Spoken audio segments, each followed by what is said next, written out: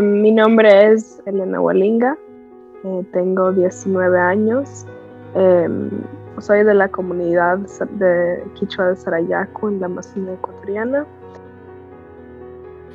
Fossil fuels are increasing in countries like Ecuador. The governments of our countries keep concessioning our territories without our consent to the extractive industries that are creating climate change.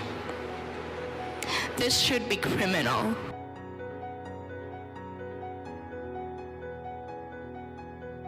Y yo creo que la parte de mi niñez que yo me acuerdo, en donde yo me formé y en donde donde crecen como mis raíces, es justo del tiempo que yo estuve en Sarayaku. Cuando yo tenía alrededor de 4 hasta 8 años, cuando yo veía los procesos que llevaba Sarayaku, la lucha que llevaba Sarayaku. Y en ese entonces mi mamá era lideresa en la comunidad. Igual tenía muchos tíos y muchas personas alrededor mío que estaban muy involucrados en el proceso de Sarayaku, como mi tío José, como mi tía Patricia. La superficie del territorio de Sarayaku. También denunciamos que en esa época todo nuestro libre tránsito estaba bloqueado. También denunciamos todos los atropellos que vivimos en esa época. Estuvimos 4 meses en la selva luchando para que no ingresen a nuestro espacio de vida. Íbamos con una propuesta, que el territorio de Sarayaku sea declarada. Que todo eso, estar tan cerca de ese proceso, y no solamente en las reuniones y en las marchas, pero también en el círculo familiar, en donde todas las mañanas se levantaba y se hablaba sobre la política, se hablaba sobre el futuro de la comunidad. Nosotros, mi generación, un poco de mi familia, crecimos escuchando todo eso.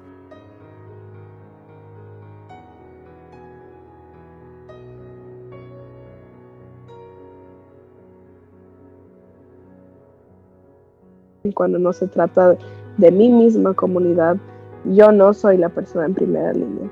Yo soy la persona aliada a las personas en primera línea. Y creo que es algo súper importante también cuando se trata de tomar espacios, ocupar espacios o de representación, representar ciertas cosas.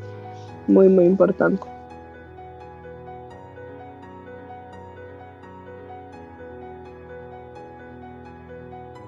Hay que separar el activismo, que es elección, y la defensa de la vida, que no es elección, que eres obligado a defender tu vida, a defender tu hogar.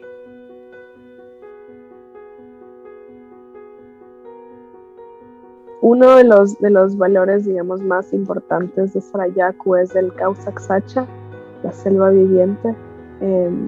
Bueno, viene de la cosmovisión de Sarayaku, que todo en la selva es viva. Es tan fuerte esto de Sarayaku que se convirtió en una propuesta legal en el 2018. Bueno, lo que se busca es que Sarayaku y los territorios amazónicos sean legalmente declarados como selva viva y sujeto de derecho. Justamente por eso en estos territorios no haya explotación de ninguna manera, y que los pueblos indígenas tengan soberanía sobre sus territorios. Todo esto viene de este concepto de que todo en la selva es viva, o sea que no solamente los humanos están vivos, pero también los árboles, pero no solamente los árboles, montañas, cascadas, lagunas, y que todo esto tiene como seres protectores o como su propio espíritu, que deben tener derechos igual como los humanos. O sea, como hay derechos humanos, debe haber derechos de la selva viva. Y yo creo que esta visión se refleja bastante en los valores de Sarayaku, en cómo es la interacción con lo que nos rodea.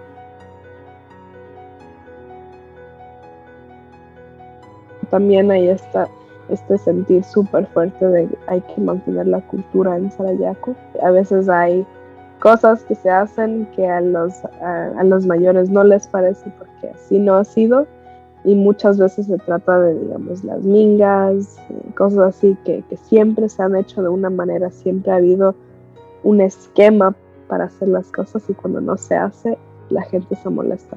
No porque como dañe todo o que no funcione, solo porque ha sido tan fuerte el cómo hacer las cosas que a la gente no le gusta esos cambios.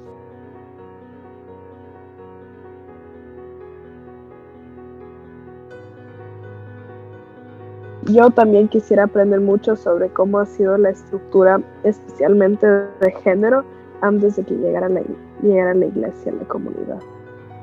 Porque en muchas comunidades hay una presencia bastante fuerte de la iglesia, sea evangélica o sea católica, que ha influido mucho en cómo son los temas de género, cómo son los temas de sexualidad, en general.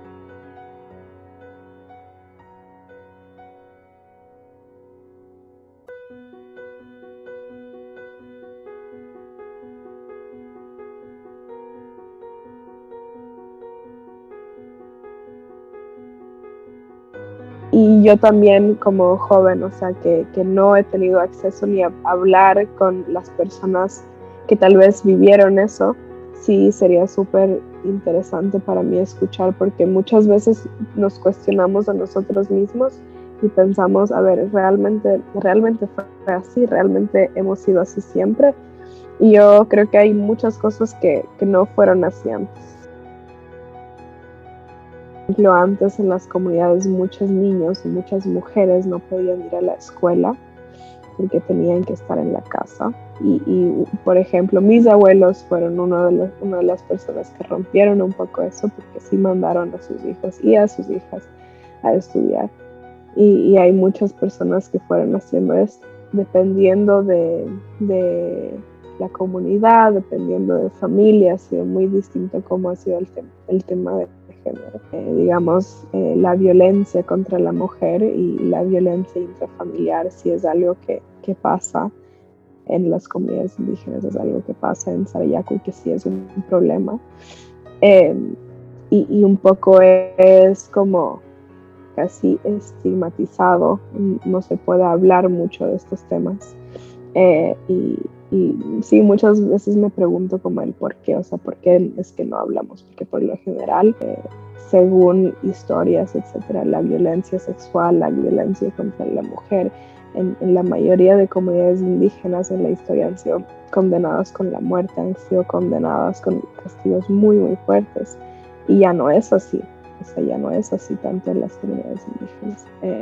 Hay mucho por trabajar dentro de nuestras comunidades en cuanto se trata de los derechos de los niños, de los derechos de las mujeres.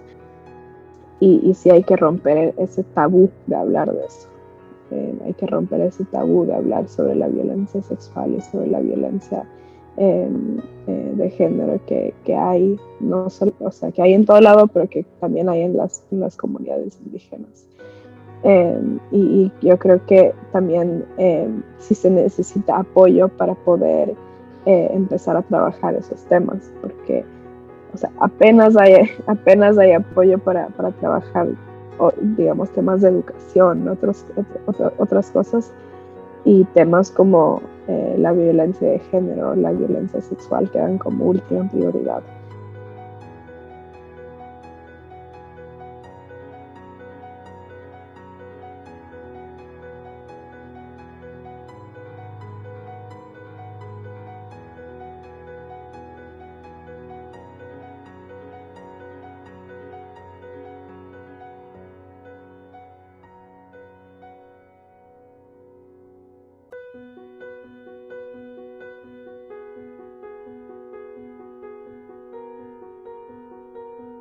Yo creo que lo fundamental en la lucha de Sarayaku han sido las mujeres.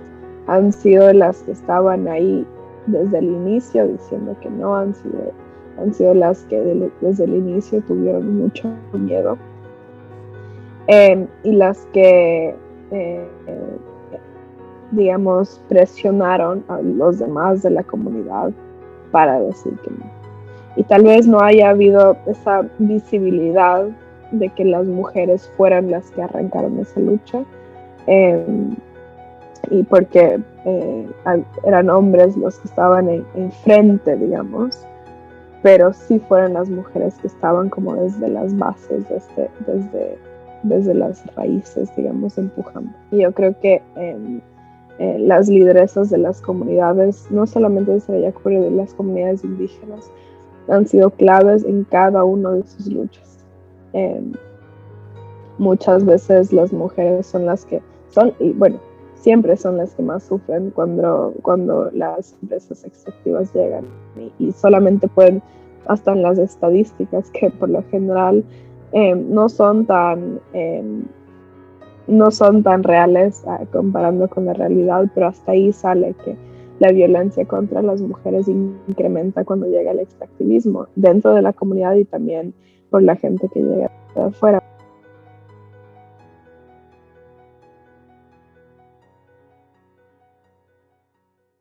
Yo creo que lo que en Ecuador un poco falta es entender los contextos de donde vienen estas luchas y dónde viene esta gente. Hay muchos estereotipos, hay muchas ideas que ya se han creado justo por, por un millón de cosas. Hay estos prejuicios de cómo es una persona indígena o cómo no es, o por qué lucha o por qué no lucha. Yo creo que hay que eliminar todos esos prejuicios que hay, porque la mayoría son falsas y solo contribuyen a los mismos, a las mismas maneras y sistemas de pensar que terminan perjudicando a la gente indígena en la ciudad. Entonces, yo creo que tenemos que empezar a crear este cambio alrededor de nosotros para que eso no pase. Porque a la final Ecuador sí es un país súper racista, y eso sí perjudica a muchas personas, muchos jóvenes indígenas, y no solamente en la vida social, digamos, si sales a la calle, pero en la educación, el acceso a educación, el acceso a justicia, digamos, en el sistema judicial, en todo. Entonces, cambiar un poco esta narrativa de cómo son los indígenas, cómo deben ser tratados, todo eso, eliminar todo eso y dar espacio para que realmente nosotros mismos podamos representarnos.